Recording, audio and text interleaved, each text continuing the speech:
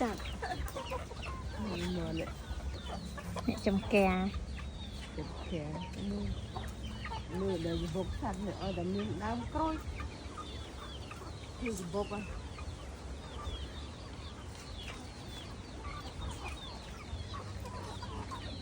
បេះក្រូចលក់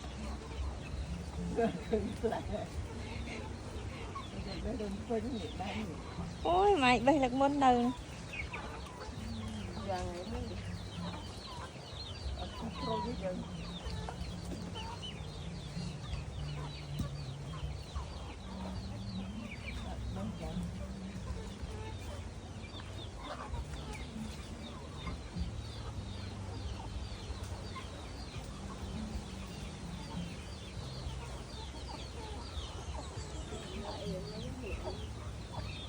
tờ pa ấy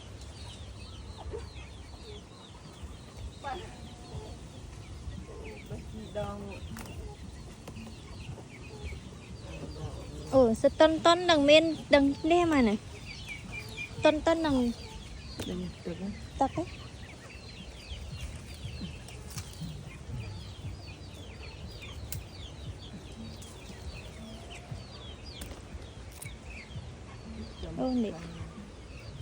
ôn đi lại rồi ở đây về con này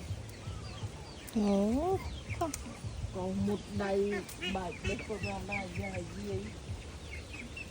lại rồi tia tia phá tính phong tia con nhiều màu nhiều kia ban nè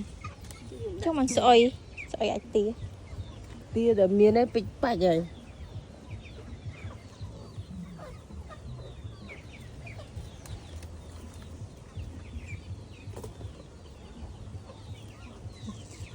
bạn đọc lâu ắt miếng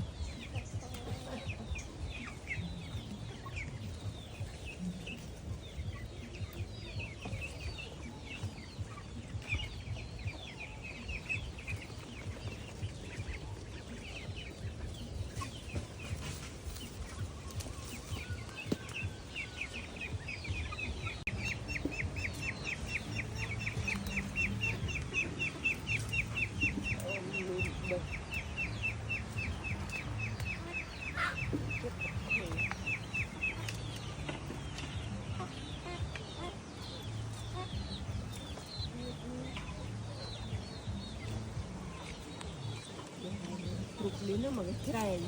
này đọc lâu